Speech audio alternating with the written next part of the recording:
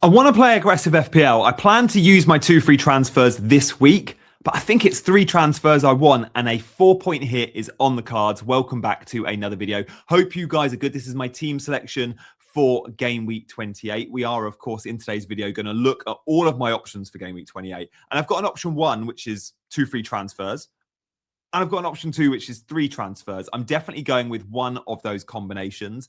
And of course, we've got to discuss captaincy. Bruno versus Haaland is a big one this week. There's lots looking at Bruno, but Haaland feels obvious against Leeds. We'll discuss that in more detail. As always with these videos, we'll just touch very quickly on game week 27 points. Guys, I would love you to hit that like button nice and early because it boosts the YouTube algorithm. But if you've got a comment or a question, if you drop it below, I will get back to you before the deadline. If you've got any FPL dilemmas, drop them below as you're hitting the like, the subscribe, and hopefully the hype button as well. So look, let's move on and talk about game week 27 quickly. I've been massively lucky in a way. I held on to 2 players that have gone huge in the last couple of weeks. I think O'Reilly and Virgil have combined for about 60 points in 2 game weeks. That's changed my season round.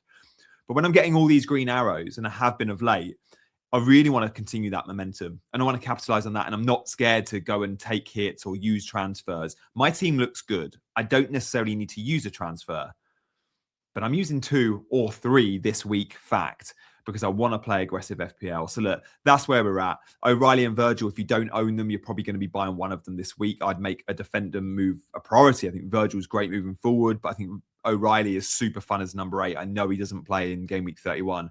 Points are on the table now. His average position really does matter to me. Option 1 and option 2 are big. We've got to talk about some key names. I'm selling some big names this week as well. But I just want to do a little bit of state of play with fixtures. This is one of my favorite tickers from Lego Mane. Follow him if you don't already. The gap between game week 28 and 29 is super short for most teams. Game week 29 is a Tuesday deadline next week. Don't forget that, right? There's FA Cup that weekend next week. So no FPL, but there is a midweek round of fixtures. And the vast majority of teams only have a 2-day turnaround between game week 28 and game week 29. So of course, if you're Virgil van Dijk or if you're Declan Rice, we don't worry about them playing twice a week. They do it all the time, right? But if you're, say, a Brentford or a Bournemouth attacker, and there's lots buying a Dango or a Rayan this week, you look at it and go, oh, will they rotate for game 2? 2 days later, does Dango start? Does Rayan start? And of course, you think, these players are first choice, but you may be slightly worried about lack of starts. Of course, you expect someone like Igor Thiago to start both games, but do the tricky wingers play? The centre-backs, the spine of the team, you don't see much rotation there. But for teams that aren't used to playing twice a week, in the attacking spots, we quite often see managers freshen it up. And Iraola at Bournemouth is one that we know has done that in the past. We've seen Brighton managers often do it as well. So just watch that and monitor that for players you're looking to buy. I am looking to buy one of the players I've just mentioned, who I'm slightly worried about starting 29. We'll talk about him later. Let's talk about those options, though, shall we? Option 1 and option 2, both, I really need your input on this. So please let me know what you think. This is option 1. Now, my team is currently set. This is before any free transfers. $500,000 in the bank. Many might look at this team and go, Gianni, you're absolutely fine. You can bench Mark Guiu, you can bench Mukiele, and you've actually got a really good squad this week. You'd be benching maybe an Enzo. Good team, you don't need to make a transfer. I would argue it's fine, but I can do better. And when you've got free transfers in the bank, of course you can keep rolling them. But I look at managers that keep having 4 or 5 free transfers in the bank. And sure, some are at brilliant ranks and have done awesome. I wonder if they'd be doing even better if they played a little bit more aggressive. I'm not sure there's a time around the late 20s, game week 30, where we should have 5 free transfers if we've got all of our chips still. You could argue if you've got 5 free transfers in the bank, you haven't been aggressive enough. And there are points on the table. Nico O'Reilly would be a prime example the last couple of weeks. Those that were aggressive and went and bought him because they saw his position change, despite the fact he didn't play in 31, they've been rewarded. And of course, you're not always rewarded. You can be stung at the same time. But I want to be aggressive and I want to chase the upside. And I'll talk about where I see that upside. So what would I be doing with these 2 free transfers? Option 1 would be Igor Thiago in, and he's part of both options, guys. Igor Thiago is definitely coming into my team one way or another this week. And many might say he's banked 5 and 6, and he has. He's banked 5 of his last 6 with 2 pointers. It's been rubbish. But the underlying data is there. When you look at his expected, 0.31 against Brighton, 0.77 versus Arsenal, 0.79. That was the penalty versus Newcastle. He's even had fairly high expected assists. His expected goal involvement in 3 games has been close to 3. And he's only had 5, 6, 7, 8, 9 points in those 3 games. 32% owned. Yes, managers are selling him, but also many are buying him like me.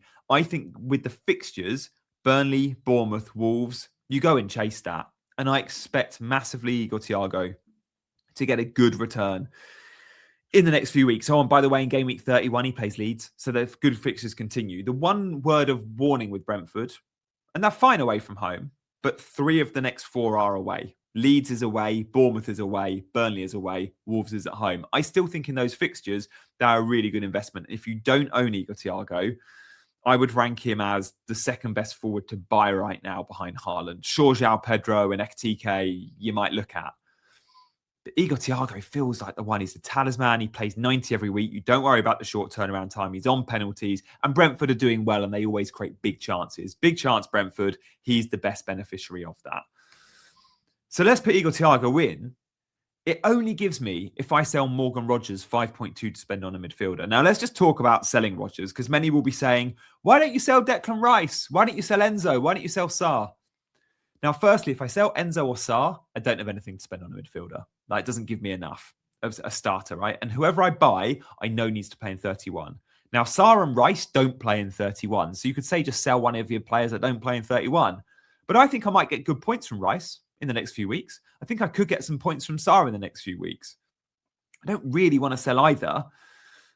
I think Morgan Rogers, despite having a 31 fixture, isn't as good right now as Declan Rice. And it's between the two, because selling one of these guys gives me around 5 million to spend on a midfielder, in which I can get a suitable replacement. Now, Rice in the next few weeks, I'd be starting him every week, like Chelsea, Brighton, Everton. Fine, they're not the best fixtures, but this is a guy that gets DEFCON. This is a guy that takes set pieces. You want him in your team, and, 4-point floor feels suitable at the minute. Morgan Rogers, on the other hand, has great fixtures, or a great fixture this week, but he's been so disappointing. And his expected goal involvements have been pretty damn disappointing of late. Morgan Rogers hasn't been putting up the numbers. Of course, he's not been getting the returns, but if he's blanking and getting high shot volume or high chance creation, I'd be like, yeah, I can keep him. He hasn't been. He's done very, very little in the last few weeks. His expected goal involvement in the last 3 games has been 0.31 combined. That is shocking. That is shocking. Yes, he can go and get you a 10-pointer, as he did for me a couple of weeks ago, but that was out of the blue. And Villa aren't a team that are attacking well at the minute, and they're really missing that midfield of McGinn, Kamara, and Tielemans. 3 first big names out of that 11. So I'm selling Rogers this week. He's definitely being sold, and Thiago is definitely coming in. I think, therefore, Rice stays. Now, if Rogers comes in, I've got 5.2 million to spend. If Rogers goes, sorry. What would you do with 5.2 million? There are only really 2 options that have goodish fixture. What you're looking for with this option is someone that has a good fixture in game week 31. That's important. Who do they play in game week 31? Because that's when you're going to need them. And do they have any other fixtures before that? Well, Dewsbury Hall, I'd very happily play in game week 29. He's got Burnley at home. So sure, Dewsbury Hall was an option. And then in 31, he plays Chelsea.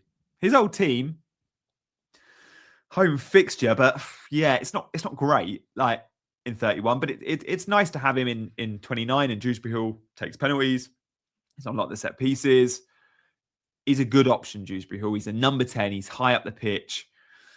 He's got goodish data, and he's cheap. He ticks the box, but so does Stach. Stach adds DEFCON consistency. Dewsbury Hall can get DEFCON, but doesn't do it much. Stach does it more often than not when he starts. Really low ownership, cheaper, 4.7 million.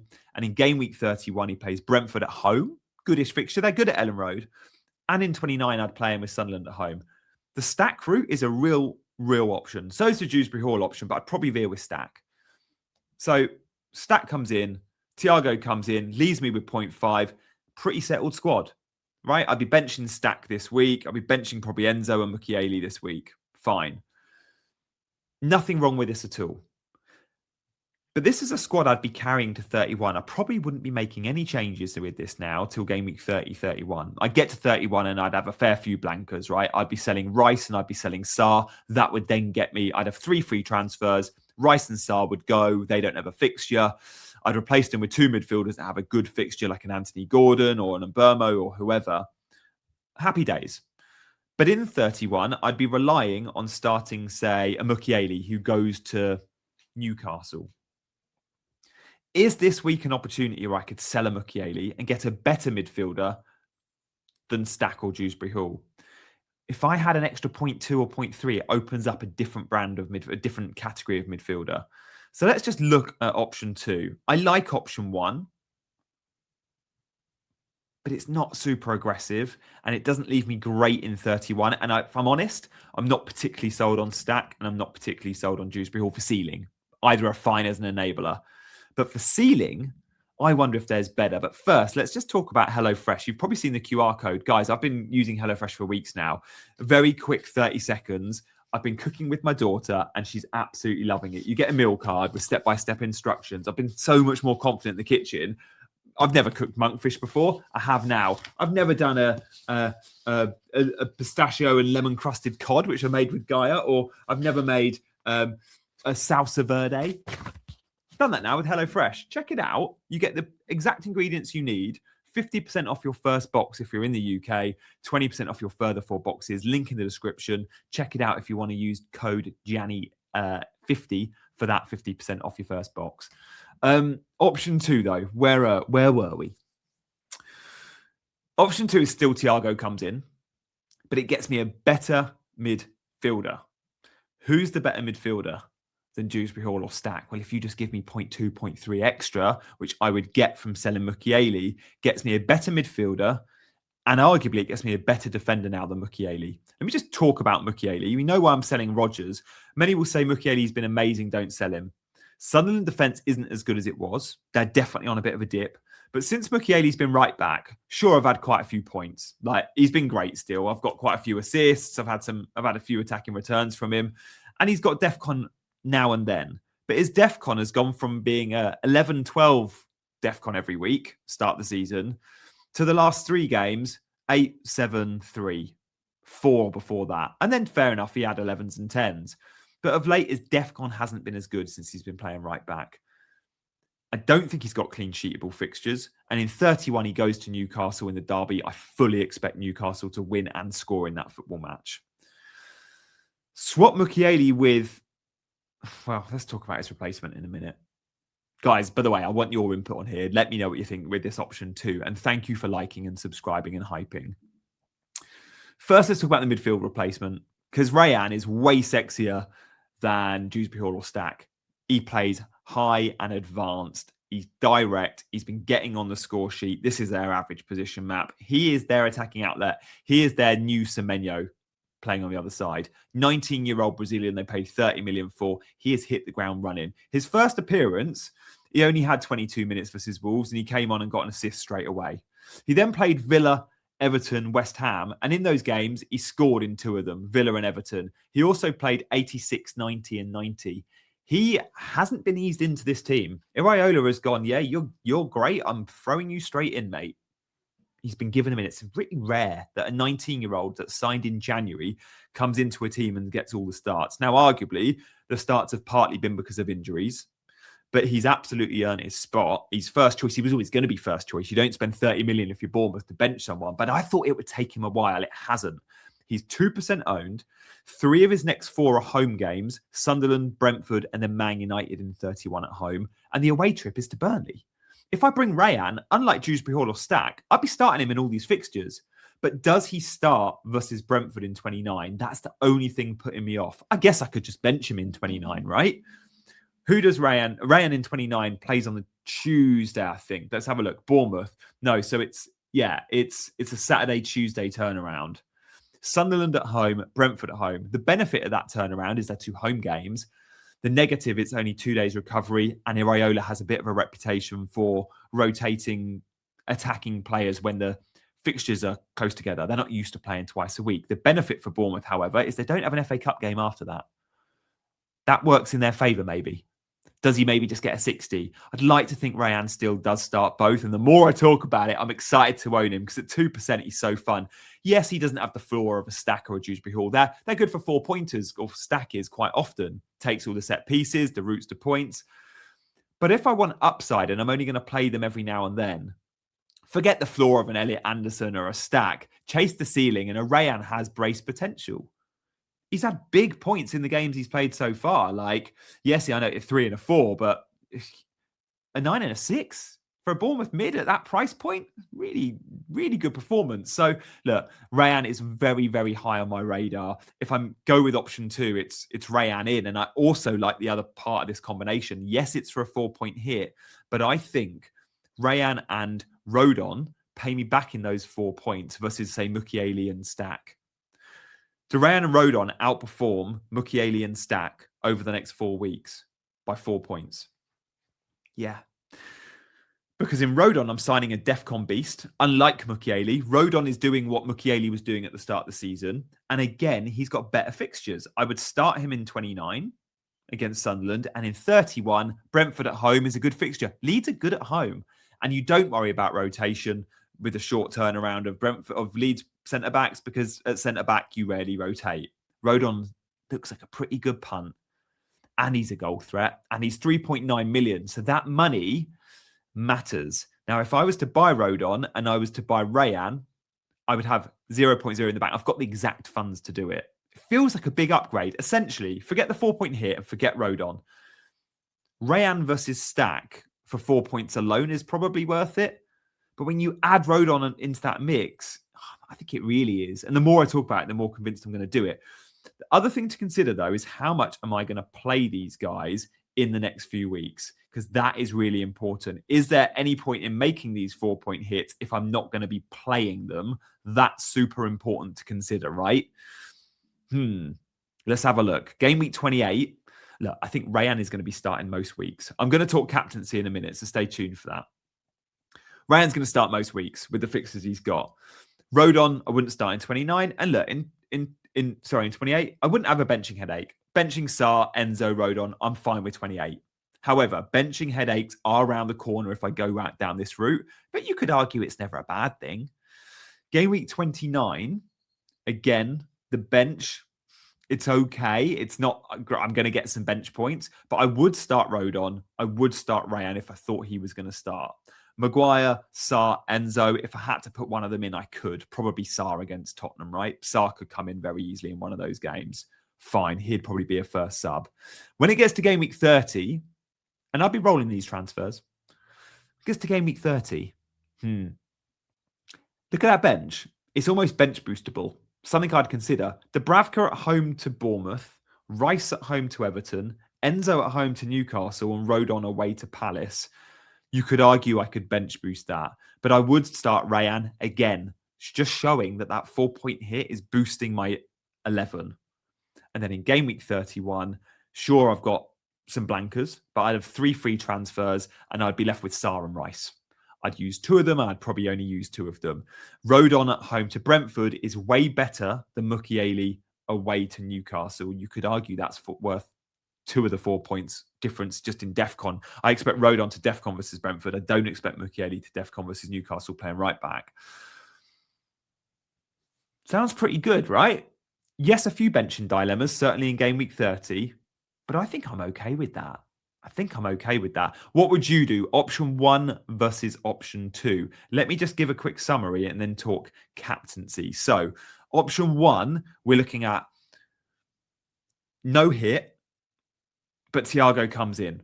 Thiago comes in regardless. He's part of option 1 and option 2. Morgan Rogers is sold regardless. He's part of option 1 and 2. Out you go. I think Declan Rice outscores Rodgers over the next few weeks. And I know Rodgers plays Friday night. And I know Rodgers has Wolves. But Rodgers, for me, is just not doing it. His team aren't doing it. And his underlying data hasn't been there. He's not producing chances. He's not creating shots. Happy to sell him. Happy to take that 30% ownership on. Rodgers is gone. Thiago's in. The difference is do I go for a cheap midfielder in, say, a Stach and no hit?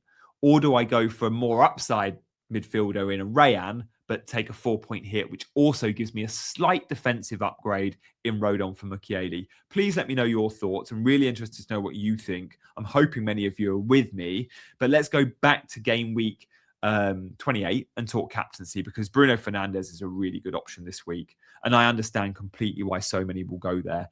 Bruno Fernandes, Crystal Palace at home. It's a great fixture. Remember, Palace play Thursday night. Remember, Palace are on the ropes. Remember, Glasner is always a game away from leaving, and we know he's off at the end of the season. They've got defensive issues, although I think Lacroix is back. But since Gahey's left, they've not been the same. We've seen Daniel Munoz having to play right centre-back. The attack hasn't functioned well. And Bruno has a full midweek every week off on the training ground. I think, especially for my team where I don't have Brian and Burmo, Bruno Fernandes is even more of an attraction because I don't have that Man United double up. And I think, by the way, Brian and Burmo is a fantastic shout this week.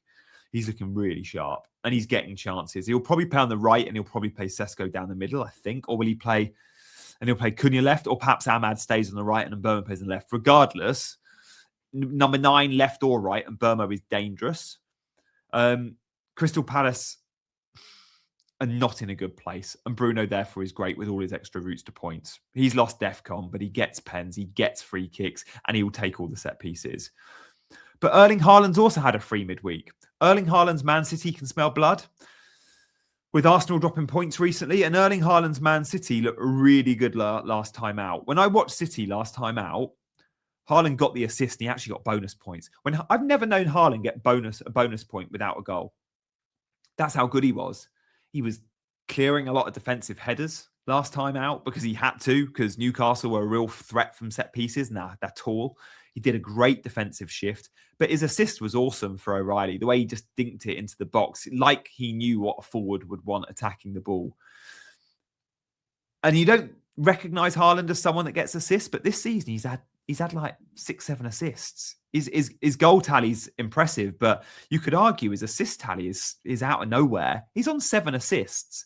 Last season, he only got 3. He's not known for his assists, but he's working harder for the team.